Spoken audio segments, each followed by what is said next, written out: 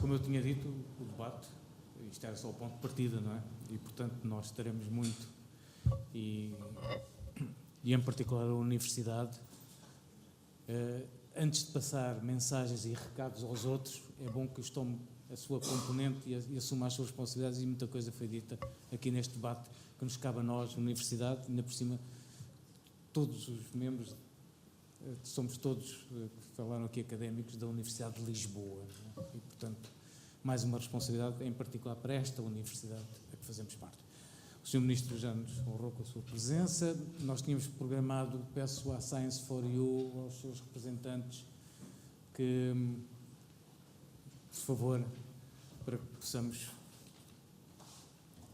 fazer a entrega do prémio.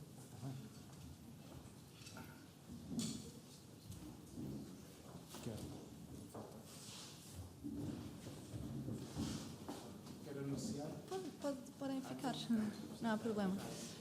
Vamos então passar à entrega dos prémios ao vencedor do concurso Tu Ensinas, no âmbito do projeto Europa Sustentável. E para isso tenho comigo o João Simões, vice-presidente da Science for You, para anunciar o grande vencedor.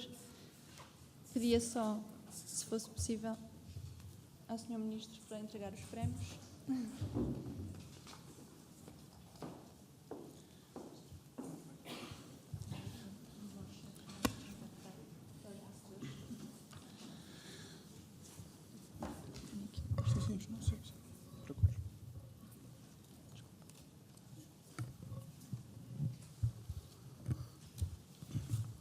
Ora bem, queria só agradecer mais uma vez a todos os que participaram, a todos os que estão aqui e que se juntaram a esta iniciativa, a todos os participantes do projeto, àqueles que estiveram cá na final e àqueles que não estiveram. E pronto, vamos a isto.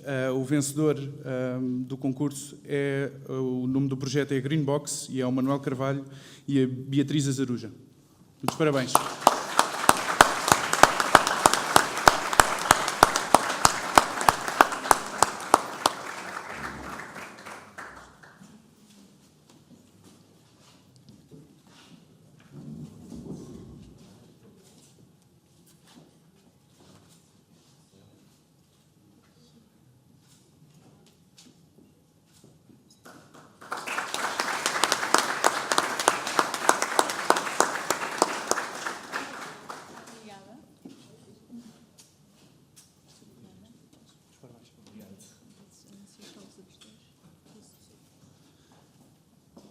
Nós também, o primeiro prémio vai para este grupo, mas queria chamar ao palco os restantes finalistas. Nós temos aqui também um segundo prémio para os outros dois grupos, portanto, pedia para virem aqui ao palco os projetos Livre Eu Penso, Tiago André Gama Aveiro, Tânia Gonçalves Faria e o projeto Ecocam, Ana Rita Galocha Ramos e Diogo Pinto Cardoso Mirandela de Mendonça.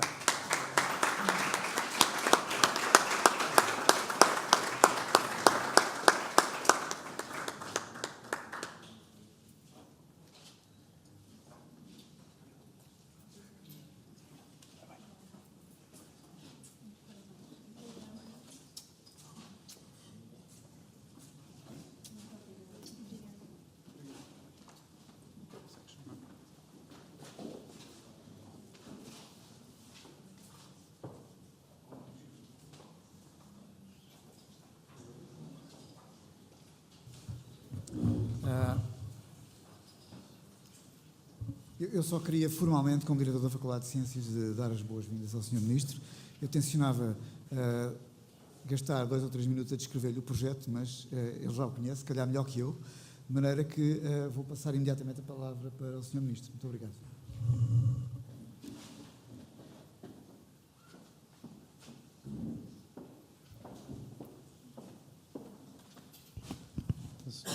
Sr. Diretor da Faculdade de Ciências, caro professor Pinto Paixão. Eu, de facto, conheço o projeto e fui percebendo a evolução que ele foi tendo ao longo das várias semanas, e há pouco, quando nos dirigíamos para esta sessão, estava a relembrar algumas das conclusões do estudo e do projeto que apontam para sinergias das 3 áreas que considero as áreas essenciais no que diz respeito à lógica pós-troika, isto é, depois de um conjunto de reformas e de ajustamentos, e pensando mais numa lógica de desenvolvimento e de crescimento sustentáveis e menos numa perspectiva de resgate que já está superado, tendo de encontrar áreas estratégicas. As 3 áreas estratégicas estão precisamente aquelas que, no estudo que foi conduzido e que preside a ideia central desta sessão, que são a reindustrialização, a economia verde e o conhecimento.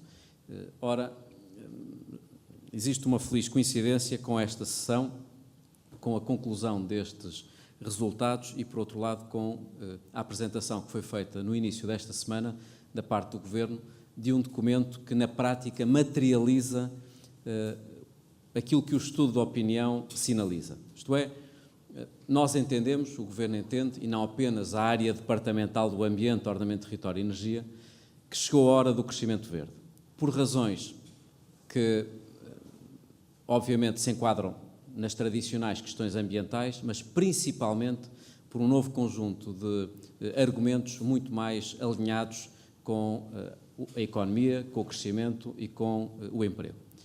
Esse documento chama-se Compromisso para o Crescimento Verde. Foi apresentado nesta última segunda-feira, há 3 dias, na véspera da apresentação por parte da Comissão da Reforma Fiscal Verde da sua proposta de anteprojeto, e nesse documento, a que me referia, no Compromisso para o Crescimento Verde, tentávamos justificar por que razão, nesta lógica de médio e de longo prazo, e não apenas de resgate, dado que essa fase está superada, se justificava colocar o crescimento verde no centro das políticas, não apenas como um direito e como um objetivo ambiental, mas principalmente como um motor da economia. E as 3 razões que encontramos são, em primeiro lugar, o agravamento dos sinais de crise climática, de perda de biodiversidade, de perda e de degradação de recursos hídricos, tendo em atenção as novas tendências globais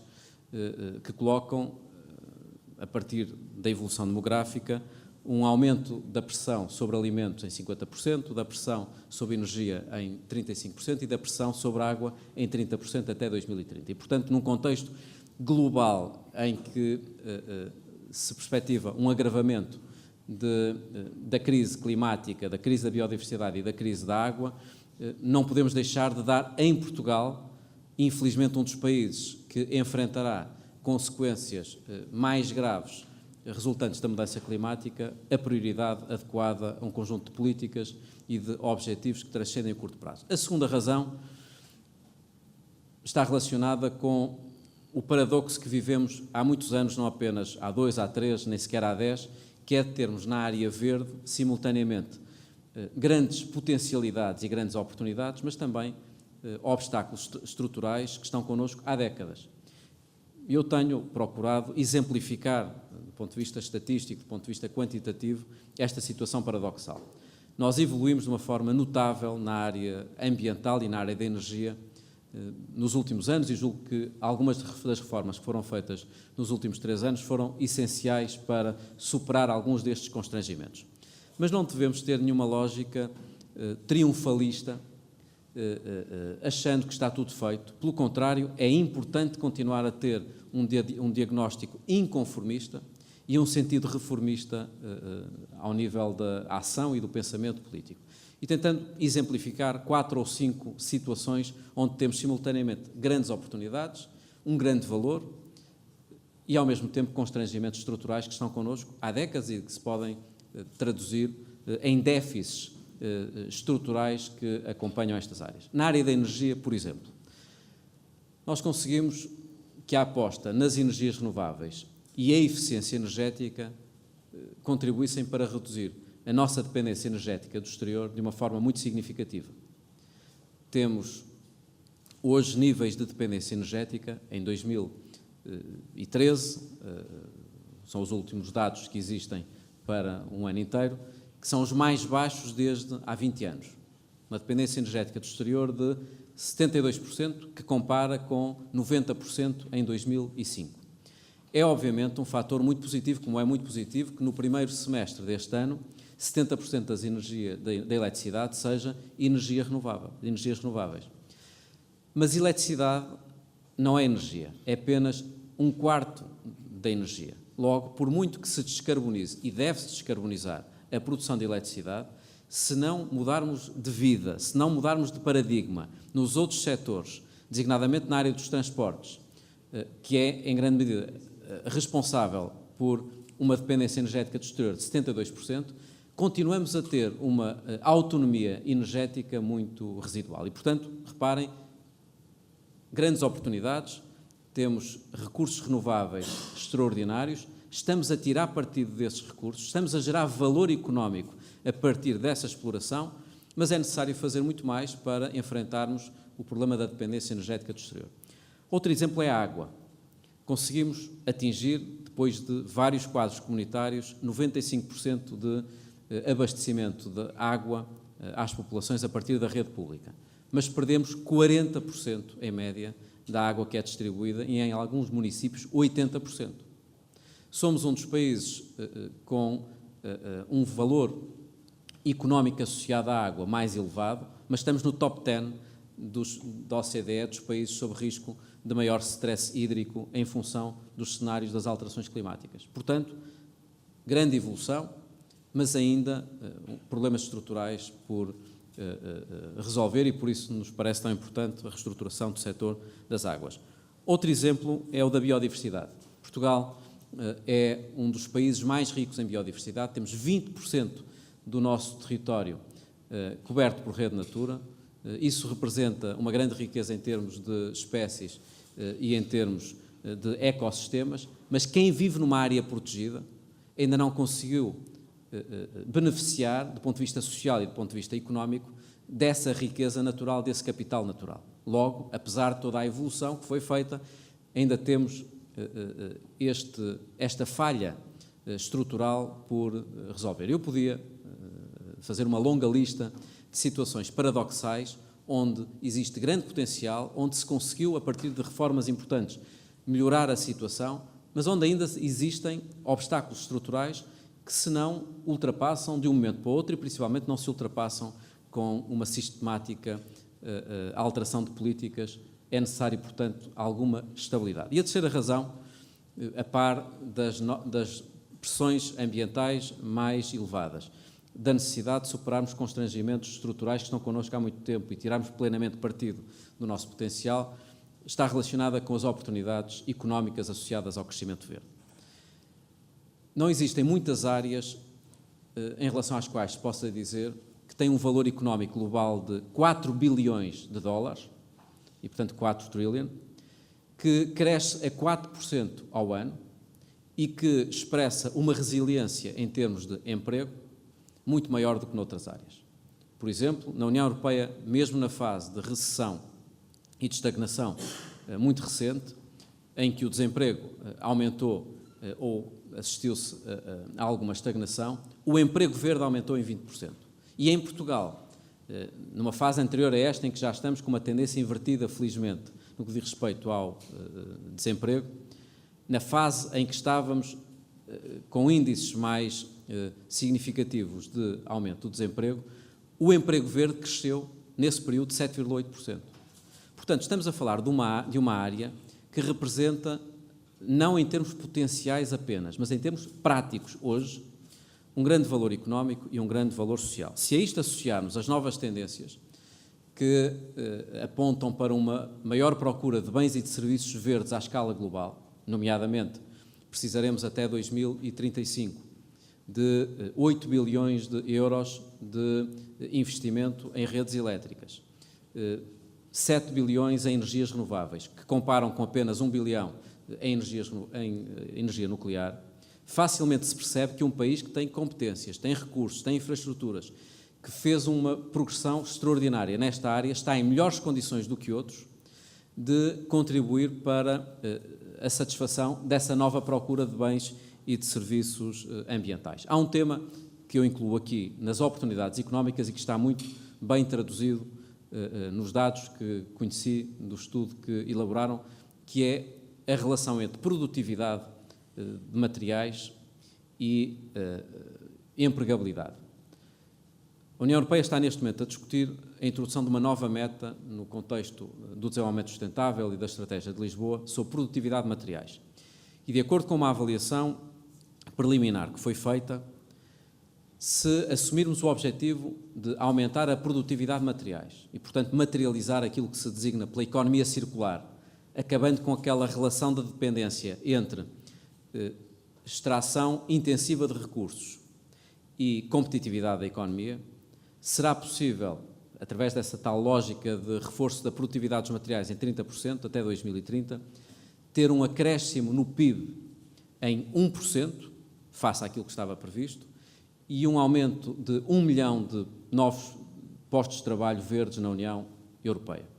Penso que, se combinarmos estes três fatores, desafios globais que se colocam à área ambiental, necessidade de superarmos constrangimentos estruturais que estão connosco há muito tempo, tirando partido do que de bom tem sido feito, mas também do potencial que existe, e das novas oportunidades económicas associadas a esta nova procura de bens e de serviços transacionáveis na área verde, facilmente se conclui que o crescimento verde não é um tema de política ambiental, não é um tema de política de ordenamento do território, não é um tema de política de energia, é um dos pilares de um novo modelo de desenvolvimento e de crescimento sustentáveis. E essa é a razão principal para a constituição daquele documento, Compromisso para o Crescimento Verde. Nesse documento apontamos para um conjunto de iniciativas, 83 iniciativas, para já, para 2020 e para 2030, mas também para um quadro de indicadores e de metas quantificadas, 13, relativamente às quais é importante que exista compromisso e comprometimento e que exista monitorização, escrutínio e avaliação por parte dos cidadãos. Eu não os vou amassar, obviamente, com o enunciado dessas 13 metas, mas diria 2 ou 3 que me parecem relevantes e que ajudam a materializar esta lógica aspiracional e muito otimista que temos associada ao crescimento verde.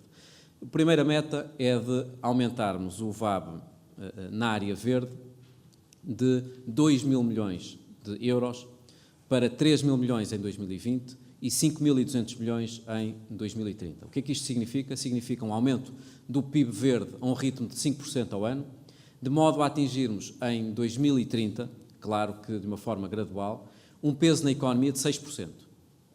E estes valores são valores prudentes, não são sequer valores irrealistas, são valores que foram trabalhados com o INE, trabalhados com uma equipa de avaliação dos vários cenários da economia e do consumo de energia, e a isto associamos também o aumento das exportações verdes em 5% ao ano até 2030, obviamente com um ritmo constante de agora até essa data.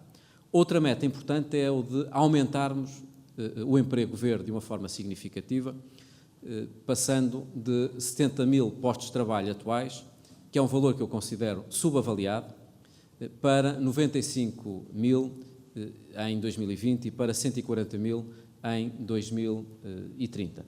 Nas energias renováveis, temos uma meta de 40% de energias renováveis, quando hoje essa meta é 31% no consumo final de energia, e posicionar Portugal não só como um bom cumpridor de metas ambiciosas nas renováveis, isso é muito importante, mas principalmente como um abastecedor de energias renováveis na União Europeia. O paradigma é outro.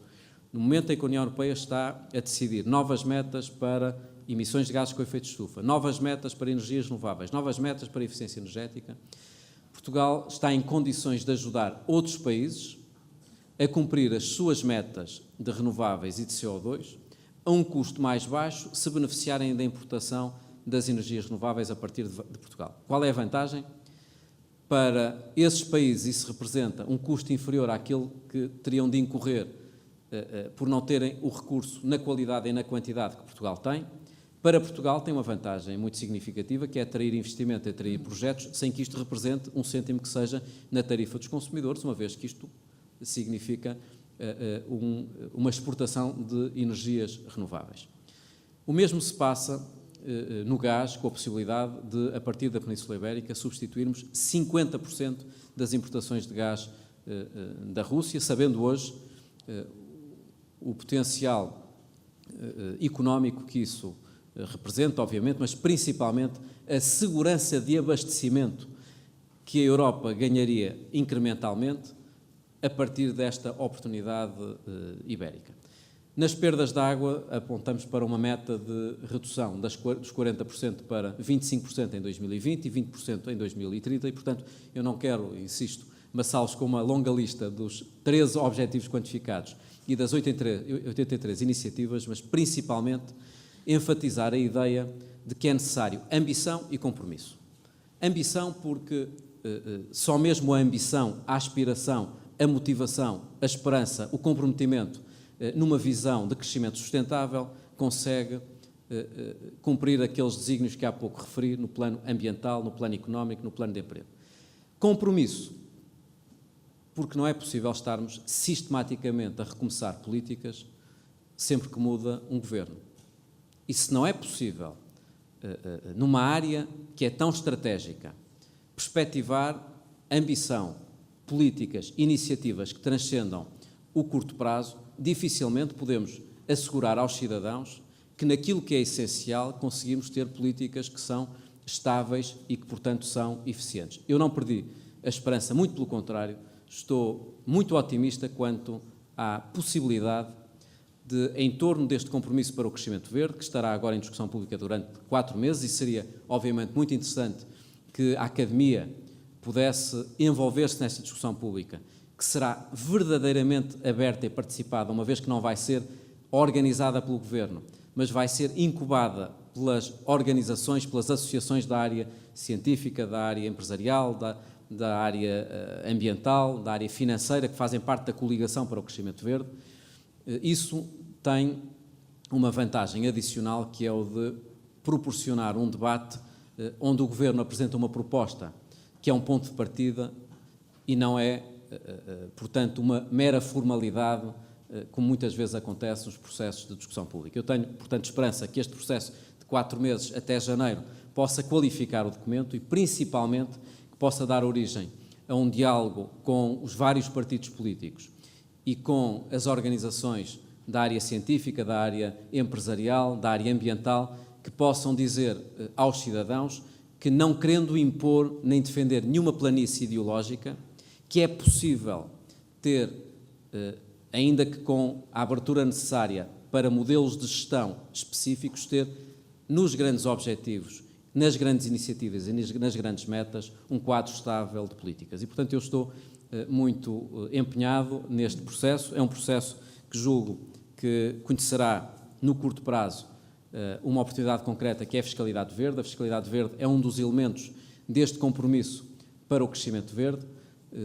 Penso que a fiscalidade verde pode dar origem a uma alteração de paradigma, criando cada vez mais condições para compatibilizar sustentabilidade e competitividade e acabar muito com aquela ideia de que a fiscalidade verde não é amiga do crescimento, não é amiga do emprego, não é amiga da economia e que não é amiga da redução do endividamento do exterior. Porquê? Porque o relatório que está neste momento na mão do Governo e que foi formulado pela Comissão da Reforma Fiscal Verde não só identifica um conjunto alargado de alterações fiscais verdes e de uma receita associada a essa reforma, mas também identifica o destino do desagravamento fiscal a partir desta nova receita fiscal.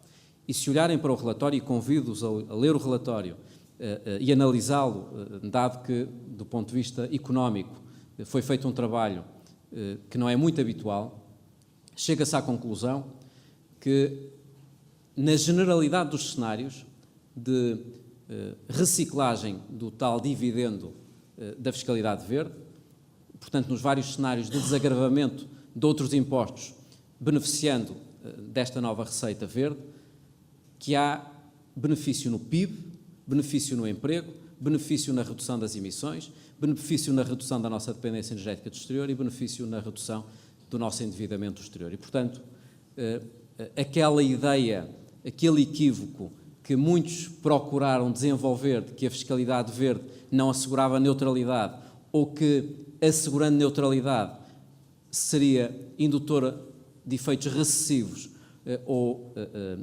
incongruentes com a aposta no emprego, chegaram, obviamente, à conclusão que é possível, que é desejável, que é mensurável as vantagens associadas a uma reforma fiscal verde que proporcione um quadro fiscal, uma alteração mais alargada do quadro fiscal. E, portanto, esse elemento da fiscalidade verde é um elemento concreto de uma fotografia mais abrangente, que é o compromisso para o crescimento verde. Eu renovo as minhas felicitações pela iniciativa que conduziram, mas renovo também o meu desafio para que possam participar neste debate público sobre o compromisso para o crescimento verde. Muito obrigado.